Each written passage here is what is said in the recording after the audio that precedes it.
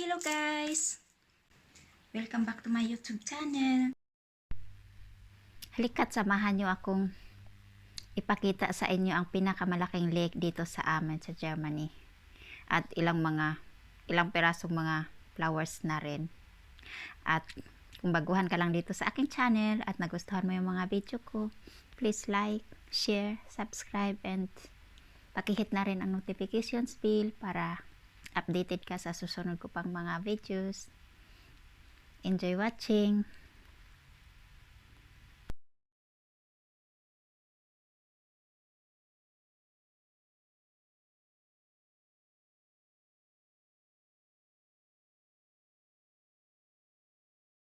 Sa umpisa ay napakaganda ng weather, blue skies, at napakaganda ng kapaligiran on the way papunta doon.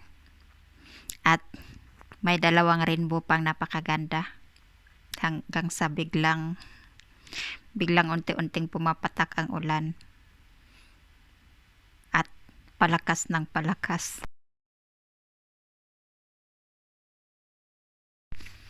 Ayan guys, napakagandang tingnan ng dalawang rainbow. Kahit na ulan ay umaaraw pa rin siya. At maganda pa rin yung kapaligiran, medyo maliwanag pa.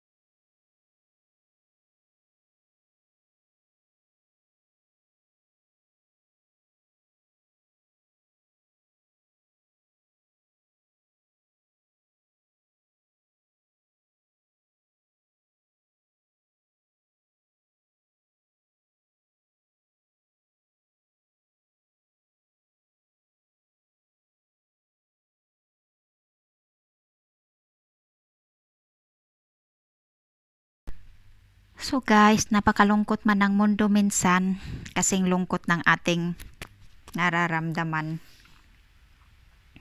Huwag tayong sumuko. Baka isang araw, aaraw din. Bukas o kaya sa susunod na bukas ay darating din yung araw. Kaya, smile na lang. Kahit malungkot para hindi halata. At nung dumating naman kami doon, kahit papaano tumila rin naman yung ulan.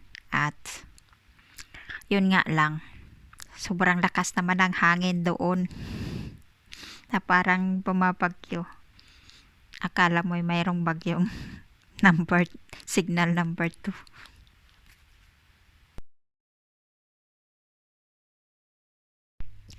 Yung weather kung minsan ay parang feelings lang din natin. Kapag malungkot tayo, umiiyak rin ang mundo, nalulungkot at dinidiligan yung buong, hindi lang halaman kundi yung buong mundo. At kung masaya naman tayo, minsan umaaraw din. Ano ba yon kung saan na napunta yung kwento ko? Pasensya na kayo. Sana hindi kayo nagtatakbuhan. Sana nandyan pa kayo. Shout out nga pala sa lahat ng mga walang sawang sumusuporta sa akin. Naulan man at naaraw. At shout out rin sa mga maliliit na YouTuber dyan katulad ko na kahit maraming nagsasab, hindi lumalaki.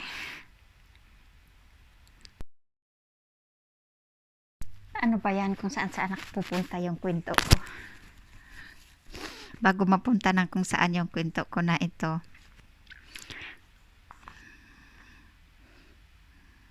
maraming salamat nga pala sa lahat ng mga patuloy na sumusuporta sa akin. Tag-araw man o tag-ulan. Tag-tuyot man o tag-ulan, maraming salamat pa rin sa mga nandyan. Maraming salamat din sa mga dumadaan lang at nakipanood lang. Maraming salamat. Yung mga sumisilip, Yung hindi nakapaghintay, maraming salamat rin, at maraming salamat din sa mga naghihintay sa akin at nakisabay. At mega love shout out sa lahat ng mga katulad kong mga maliit na YouTuber. Na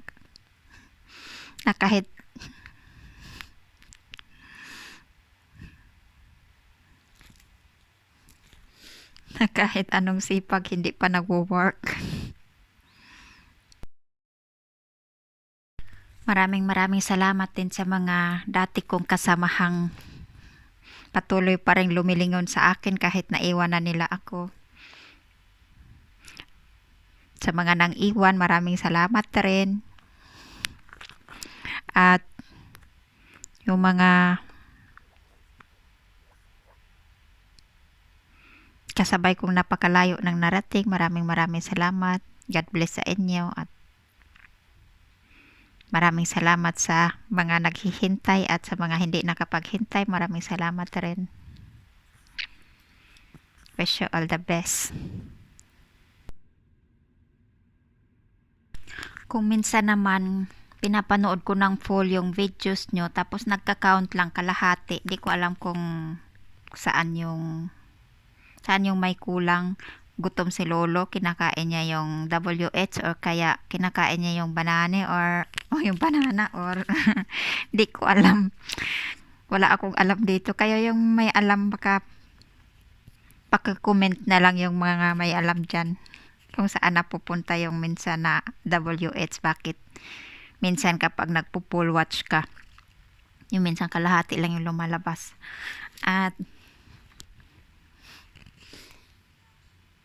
At kung minsan naman, kung sobrang haba yung video, parang 30 minutes or 15 minutes, pinapanood ko kalahati.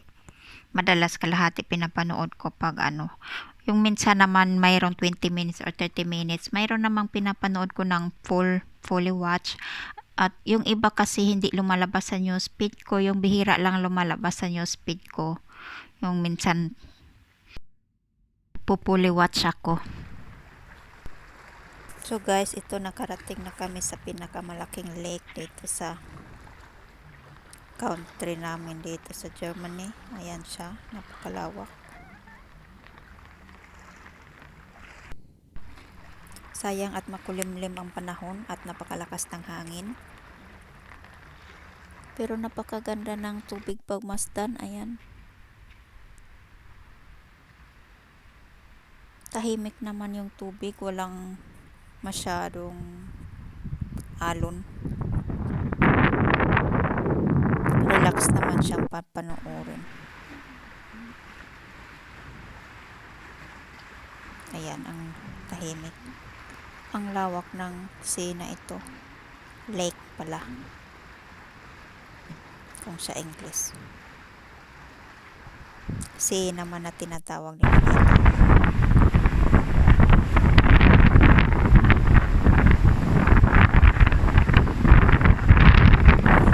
Kahit sobrang lakas ng hangin, pero hindi siya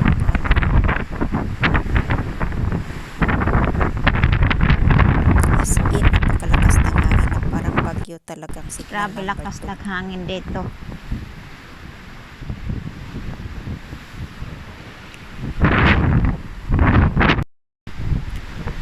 Hangin sa labas. Ayan, sobrang hangin sa labas.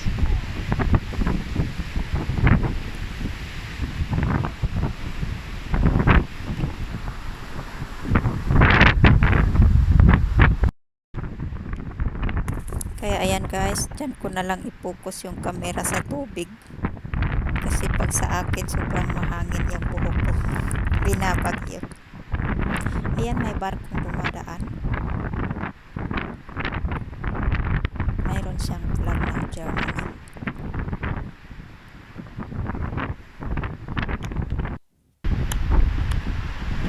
Ayun, may barko sa likuran. Sa tabi ng dagat.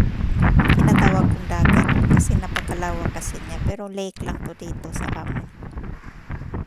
Sa kanila pala. Lake lang to sa kanila.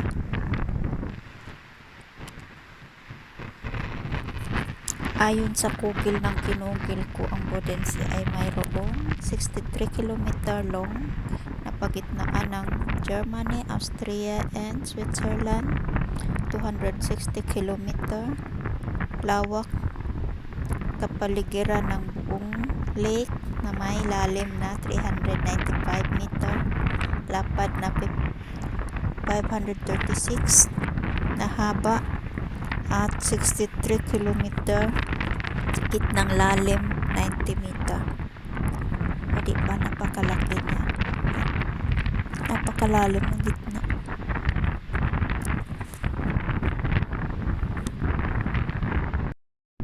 Tapos ito naman, mayroon akong nakitang puno doon, napakaganda.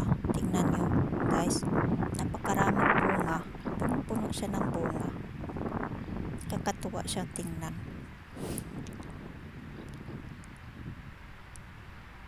Maliliit lang yung bunga niya, pero napakarami.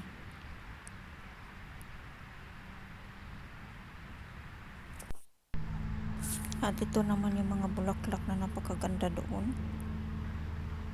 Ayan siya, napaligiran ng, mayroon silang citrus doon. Ayan lemon, at mayroon din dalandan. Kakatuwa tingnan, ang daming bunga. Daming bunga ng lemon, saka daming bunga ng dalandan. Ayan ayan yung dalandan.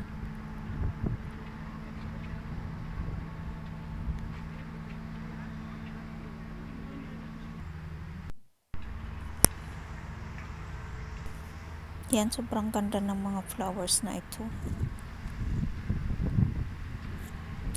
Ganda ako sa mga flowers na to.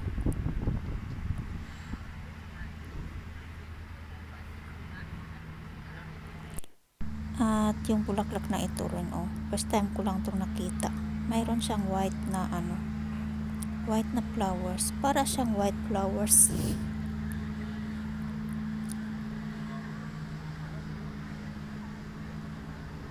Yan, napakaganda. Ang dami-dami niyang bulaklak. Tapos yung dark blue na ito, ang ganda rin. First time ko rin nakakita ng ganitong bulaklak. At saka ito, dalawang kulay siya. Mayroon parang purple. Tapos mayroon silang dito may bungang kamatis. Arobias na tawagin sa amin. Yan, may bunga rin. Katuwa tingnan.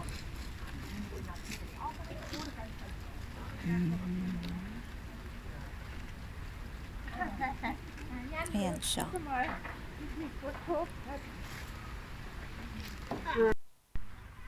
Tapos ayan, mayroon silang mga maliliit na apple tree. Ang liliit pa nila, ayan Tapos may mga bunga na. Yung flowers naman na ito, nagandang-ganda rin ako. At saka ito, mayroon siyang nasa gitna. Yung mga buto niya nasa gitna, ayan. Iba't ibang kulay din. Ayan, may white.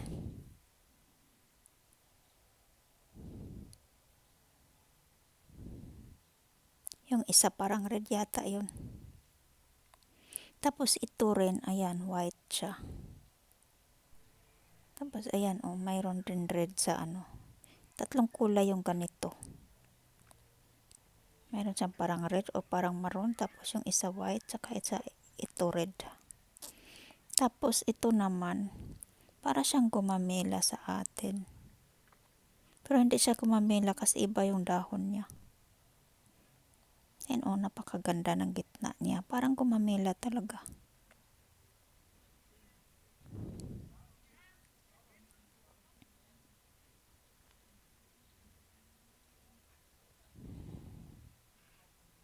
Parang light pink. Ang ganda niya. Ang ganda ng kulay.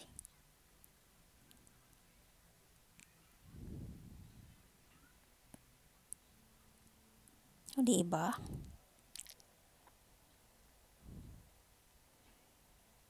Tapos yung ito naman, yung bulaklak na ito, napakaganda rin. First time ko rin itong makita ganito. Meron siyang dilaw sa gitna at saka green. Ayan, may iba't ibang kulay din. Meron din siyang white. At ayan, mayroon din silang mayana doon. Kakatuwa tingnan. Ayan, dalawang kulay. Diba ito yung mayana? Mayana tinatawag sa atin. Kung tawagin sa atin. Tapos ayan, mayroong dilaw na iris. Iris or iris. Napakaganda rin. Tapos ito yung ganda rin. Iba't iba rin kulay nito. Ayan, mayroon siyang parang orange. Mayroon siyang gitna na dark color ang gitna. Napakaganda rin ang bulaklak na ito. Tapos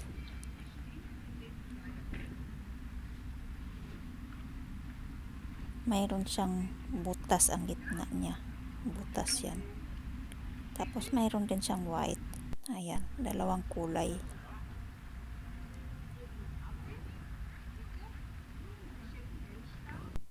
Tapos ito rin. Kakatuwa rin. Mayroon siyang white. Kakatuwa rin siyang tingnan. Yung kulay niya iba-iba. Ayan, para siyang. Tapos itong ganda rin. Pink na pink.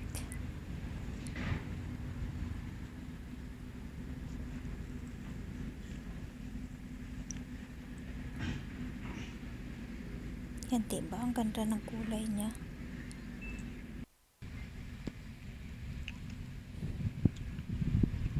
Tapos ayan naman yung maliliit lang ito pero napakaganda rin siya. Ayan. Tapos mayroong mamot doong napakalaking puno. Ayan. Sobrang laki na.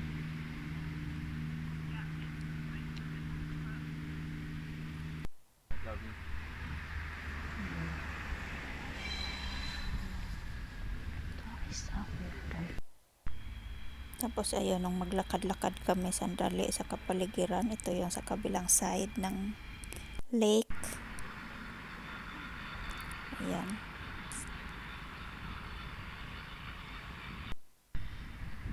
Hindi na masyadong mahangin dito sa bandang kabila.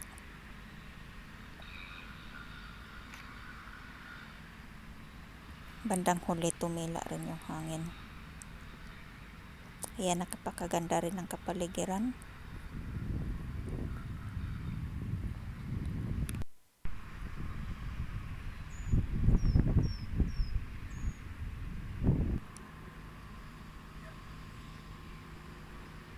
Ayan, o diba? Ang ganda ng tubig.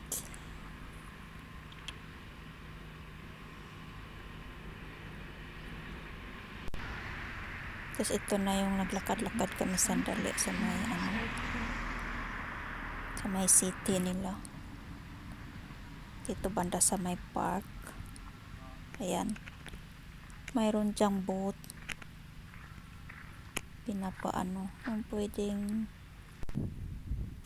maraming boat pero walang tao, sarado.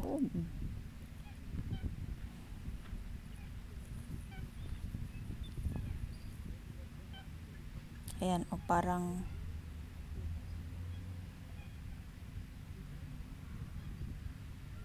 iniwan ng may-ari yung mga boat dito.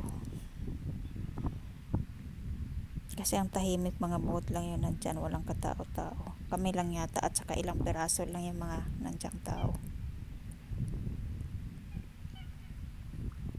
Parang naabandon na yung mga boat.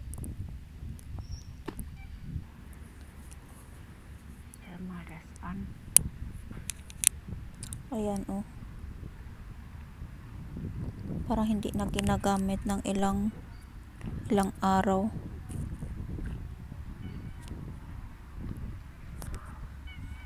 So, napakaraming boat dyan, maliliit.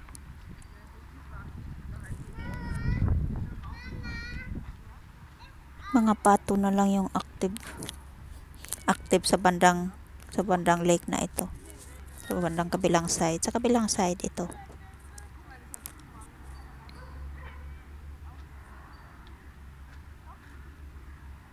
Yan, nakakatuwa yung dalawang pato pagmasdan.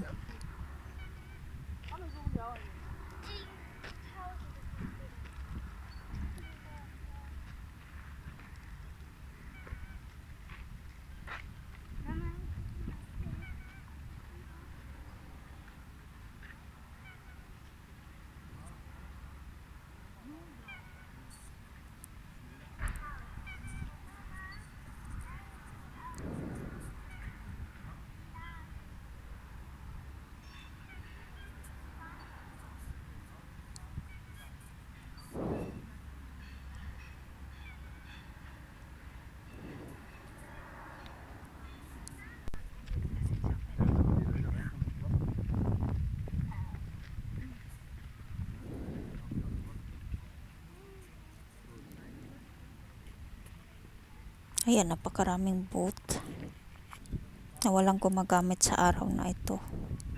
Sa araw na nandyan kami, walang, hindi ginagamit, sarado. Tapos ito, mayroong patong, dalawang pato, iba naman yung ano niya, iba naman kulay.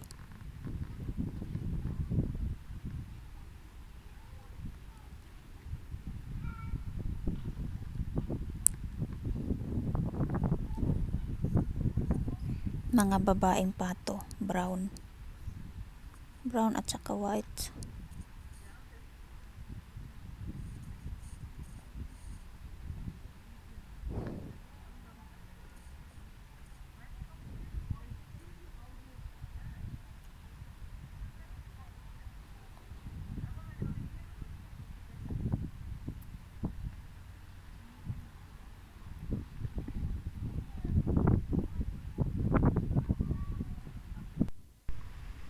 Tapos yung sa bandang gitna, napakaraming puti na pato o kaya gans yata tawag nila doon, yung malalaking puti.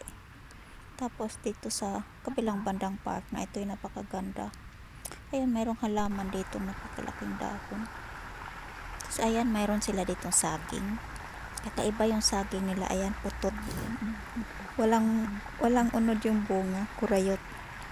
Yung malaki lang yung puso, pero wala naman siyang unod. Walang laman. Ayan, dito yung napakaganda nilang park.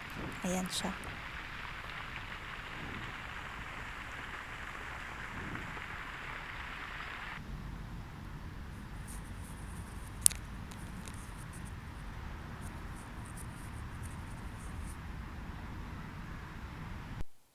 Tapos dito naman kami sa city, naglakad.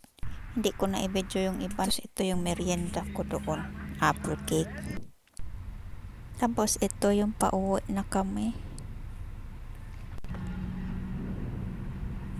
Ayan, pauwi na kami ulit, papalik sa bahay.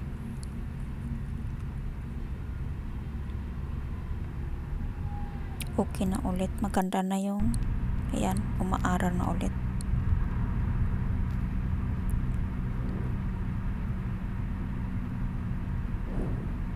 Diba, ang ganda na ulit ng araw nang pabalik na kami.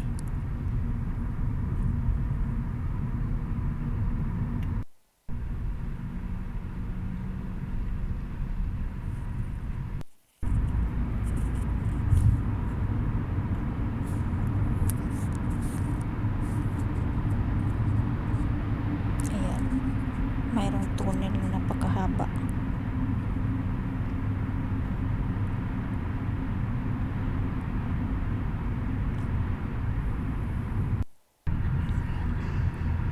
Paglabas ng tunnel, ito yung tsura ng kapaligiran.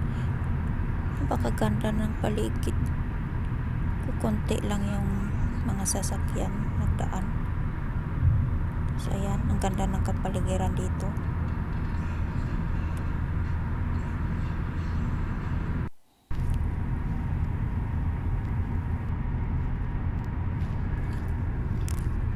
So ayan guys, yung pauwi na namin ng bahay ay napakaganda na ulit ng